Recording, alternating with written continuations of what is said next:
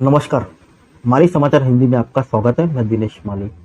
कैसे हुई इंडिया शब्द की उत्पत्ति, कैसे पड़ा हिंदुस्तान का नाम भारत और इंडिया, आइए जानते हैं विस्तार से।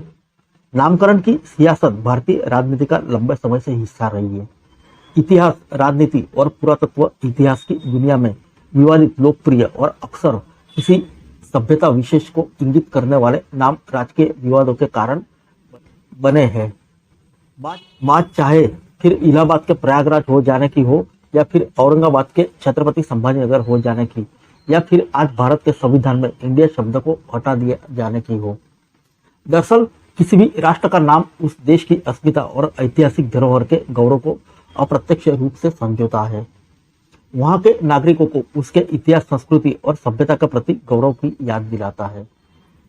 जाहिर है कि राष्ट्रों के नाम वहां की जनमानस की धाराओं में बहते इतिहास का अभिमान है, और इसी के साथ ही किसी भी तरह का बदलाव अक्सर सियासी दंगल का कारण बन जाता है। बहरहाल इस समय भारतीय राजनीति राष्ट्र के नाम को लेकर विवादों के केंद्र में है।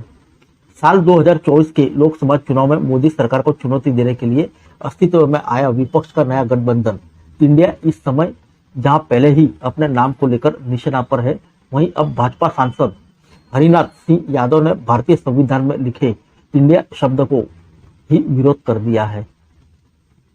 जबकि देश की सर्वोच्च अदालत में तो एक याचिका भी इंडिया शब्द को हटाने को लेकर लगाई गई है। संविधान में इंडिया शब्द हटाने को लेकर याचिकाकर्ता ने सुप्रीम कोर्ट से गुहार लगाते हुए कहते हैं, इंडिया शब्द भारत की गुलामी का प्रतीक है और इसे हटाया जाना चाहिए।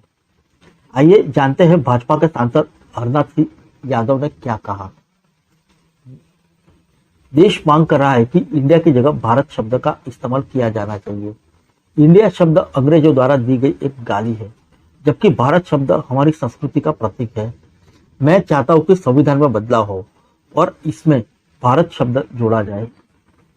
इधर कुछ दिन पहले ही भाजपा के राज्यसभा सांसद नरेश बंसल ने भी संविधान से इंडिया शब्द हटाने की मांग कर चुके हैं। वह कह चुके कि इंडिया शब्द दास्ता का प्रतीक है और इसे हटाया जाना चाहिए। जबकि इसके पूर्व भारत के प्रधानमंत्री नरेंद्र मोदी भी 25 जुलाई को भाजपा संसदीय दल की बैठक में विपक्षी गठबंधन इंडिया पर निशाना साध चुके हैं। पीएम ने इंडिया शब्द पर चुटकी लेते हुए कहा था कि ईस्ट इंडिया कंपनी और इंडियन नेशनल कांग्रेस का गठन अंग्रेजों द्वारा किया गया है।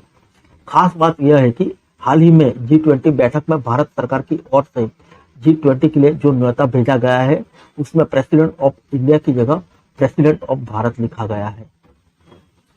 आइए जानते हैं कैसे हुई भारत और इंडिया शब्द की उत्पत्ति।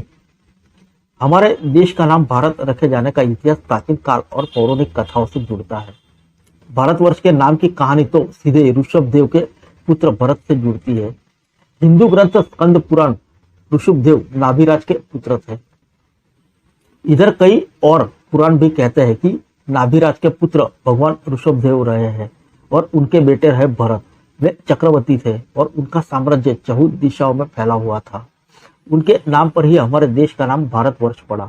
यह वह कालखंड था जब भारत को भारतवर्ष, जम्बूद्वीप, भारतखंड, आर्यवत, हिंदुस्तान, हिंदू अल हिंद, यागर, शुगल, होड़ू जैसे दूसरे नामों से भी पुकारा जाता था। इधर इतिहासकारों के अनुसार मध्यकाल में जब भारत पर तुर्क और ईरानी आए तो उन्होंने सिंधु घाटी में प्रवेश किया।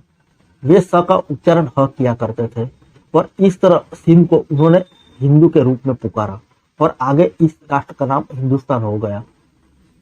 यहाँ तर्क यही था कि भारत में रहने वाले रहिवासी को उन्होंने हिंदू कहा और इस स्थान को हिंदुस्तान कहा। इधर विवादित रहे दक्षिण पंथ की राजनीति के स्तंभ रहे वीर सावरकर ने अपनी पुस्तक हिंदुत्व में भी इसका जिक्र किया है, जिसे वरिष्ठ पत्रकार प्रभात जोशी ने अपनी पुस्तक हिंदू होने का धर्म में उल्लेख किया है, जहां वे सावरकर के हिंदुत्व को परिभाषित करते हैं। बहरहाल उस कालखंड में स के ह उच्चारित किए जाने और हमारे देश का नाम हिंदुस्तान पड़ जाने की यह धारणा जहां एक और काम कर रही है, वहीं भारत के नामकरण की प्रक्रिया में इस राष्ट्र को सिंधु घाटी की सभ्यता का होना भी काम कर रहा है। दरअसल भारत के इंडिया नामकरण के पीछे की और एक कहानी है, जो इतिहास के गलियारों से यहाँ तक आती है। एक तरह से भारत के इंडिया हो जाने के सारा गणित यहीं से शुरू होता है और इसके पीछे सिंधु नदी अपना काम करती है। सिंधु नदी का दूसरा नाम इंडस भी है, जबकि सिंधु सभ्यता के चलते भारत की सिंधु घाटी की सभ्यता को एक और पुरानी सभ्यता यूनान, जो आज का ग्रीक है, वे लोग इंडो या इंडस घाटी की सभ्यता कहते थे। ऐसे में इंडस शब्द लेटिन भाषा में पहुंचा तो यह इंडिया हो गया। बता दें कि लेटिन बड़ी पुरानी भाषा रही, जो रोमन साम्राज्य की आधिकारिक भाषा थी। आइए जानते हैं क्या कहते हैं इसे लेकर सावरकर। भारत को भारत, इंडिया और हिंदुस्तान के नाम से विश्व के राष्ट्र जानते हैं, पर हमारी सीमा के नजदीकी वाले देशों ने हमारा पुराना नाम यानी हिंदुस्तान अपने दैनिक प्रयोग में जारी रखा है। पारसी, यहूदी, ग्रीक इन राष्ट्रों ने भी हमें सदैव से सिंधु यानी हिंदू के तौर पर ही पुकारा है।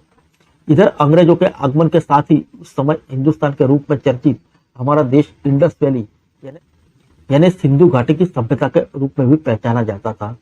ऐसे में अंग्रेजों ने इंडस वैली के लिए लेटिन में प्रयोग होने वाले इंडिया को ही हमारे देश का नाम दे दिया और ऐसे ही हमारे देश का नाम इंडिया पड़ा। फिर मिलेंगे अगले बुलेटिन में अन्य किसी खबर के साथ।